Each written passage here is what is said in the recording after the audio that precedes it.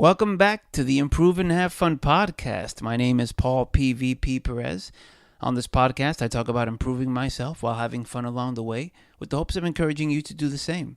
This is part audio blog where I document my life and talk about the things that I enjoy doing.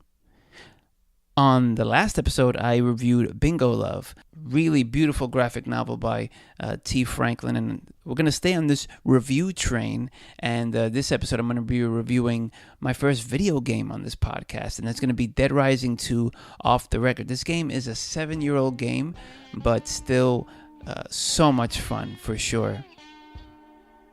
Dead Rising 2 Off the Record. I fell in love with the first Dead Rising. When the sequel's demo was released, Case Zero, that was like around 2012, 2011, I played through that with the new protagonist, which was Chuck Green. He wasn't as fun as Frank West, who was the hero of the first game. Mr. West is the man. I'm so glad I waited to play this version. The initial game was released, now in 2010. This version was released in 2011. Alright, there we go. So it's getting the years right there. This game mixes intensity with an abundance of fun.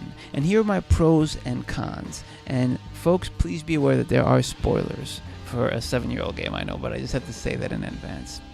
Now the pros. The variety in the game is a lot of fun. My next pro is the game doesn't take itself too seriously. The next pro after that was that the map, it never got boring. I still was discovering new areas in the game, which is super cool with all the little missions that you kind of go on. Still discovering new areas later as it was getting closer to the end of the game. And finally, a big pro for me was the sandbox mode, which saved me from having to start my game over, a feature that's not in the first game. Now, spoilers here. In the main game, there's a section where you have to have $1 million to go ahead and pay as boss character so you can free a survivor. And when I got up to that part in the game, I did not have this $1 million. So what the sandbox mode allowed me to do was play that mode and get the cash so that I can go ahead and get back into the main game and just basically pick up from where I was at. And that really helped me out in a big way. Like I said, if I had done that in the first game, I would have had to start all over again in Dead Rising 1 if it was a similar situation. So sandbox mode was a big help, and also in getting that $1 million, I was also leveling up. So by the time I came back into the game, I was a lot better version with more moves and these combo cards that allow you to make these weapons that make it easier to defeat the zombies and the bad guys. So sandbox mode, 2 big thumbs up. Now for the cons of the game, the number of survivors, because in this game you're saving a bunch of people and bringing them back to like a safe house, and the number of survivors brought back to the safe house, or psychos, which were boss characters, mini boss characters that are spread out throughout the game, they're called psychos. The number of survivors brought back to the safe house, or psychos that you defeat, it doesn't really change the game ending. So there's no incentive to fight them all or save all the survivors, unless you're a completionist, and it doesn't give much motivation to replay the game. Like I said, I found the game a lot of fun, but I wish that it would have implemented that. Like if you save so many survivors, you get an even better ending, or if you defeat this many psychos, you get an even better, more improved ending. And I did a lot of the game, and I did not get all the survivors. I did not beat all the psychos, only the ones that were in the way of the story progressing. And I still got the same ending from the research I did. So yeah, that's that. Now the other con, and these are really my only 2 cons with the game, was that, and also that the game is mainly fetch quests with a story. So you have this narrative that you're going through, but it's just kind of go here, do this, go here, do that, go here, get this, and go here, go that, and do that. And other games that I've played that were kind of similar to that was a game like Prototype, or I think that one of the original Spider-Mans, like I think for the Xbox, the original Xbox or the PS2, was kind of similar. This game called Prototype as well, similar, where you're like basically running around the city completing these little tasks like kill this many bad guys here, or get this here and bring this back here.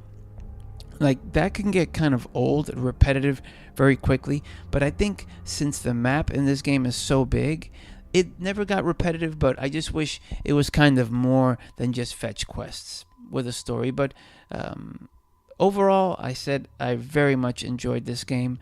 I admittedly use GameFAQs, and that's Game FAQs, frequently asked questions, right? GameFAQs. And their website is GameFAQs.com. I'll link to it in the show notes, along with this game.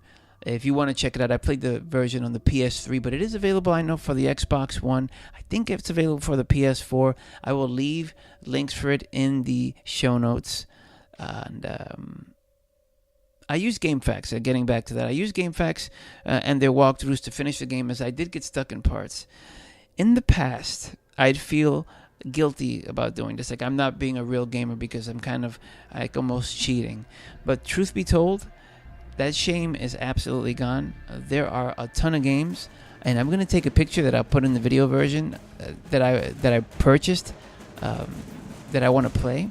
And a lot of them are PS3 games, and right now is a great time to go back and play the PS3 and play the Xbox 360 because, well, I'm going to get to the Xbox 360 part in a sec, but the PS3, right? Because you have all these old games, and they're dirt cheap now. The system is not very expensive, and you can play all these fantastic games if you totally missed out on that last gen. And I played some of that last generation. I'm talking about the PS3, Xbox 360 version, but in the later years, I was not playing, so I'm now getting to enjoy this like stack of games that I've never played, and it's all new to me, so it's a lot of fun.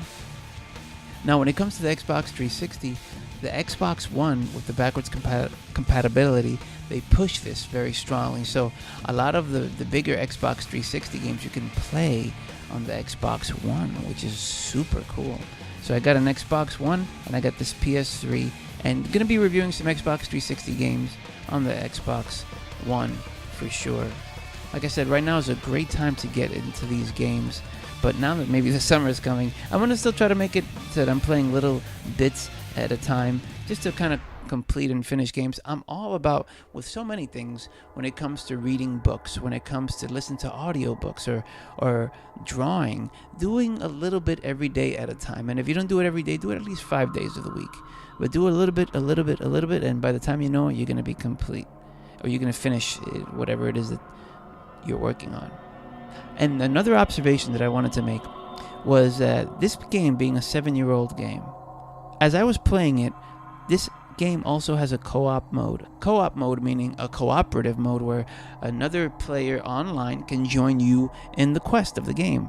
And still to this day, on about 4 separate occasions, people were joining me to play the game, like random people. And you know, they came in. In the end, I didn't let a lot of people kind of come in because I just wanted to focus on the game and not worry about somebody else. But that dumbfounded me, that the fact that there's still people on the PS3, on the PSN network, and this is free, by the way. I have not paid for a PS Plus subscription or anything like that, but I know that some games you could get on and play online for free, and there were still players like wanting to join this game, this 7-year-old game, which speaks to the popularity of this game. But I'm going to go ahead and end it there. This is a shorter episode like the last episode. And in the next episode, I'm going to be reviewing Avengers Infinity War, which I've seen twice and very much enjoyed. And going to go ahead and share that. Have you played Dead Rising 2? I want to absolutely hear what you have to say. Comment below if you're watching the YouTube version of this, or if you're watching this on Facebook, this video. And if you want the links for all that, those links are in the show notes. If you're seeing this on the blog, which is improveandhavefun.com, then please comment below as well. I'll leave a link in the show notes for this podcast where you can go ahead and do that. If you're listening on Spotify, I've noticed that on Spotify there aren't links to any of this stuff, so just go to improveandhavefun.com and you'll find all that there. As always, thank you so much for watching. Thank you for listening, and this is the end.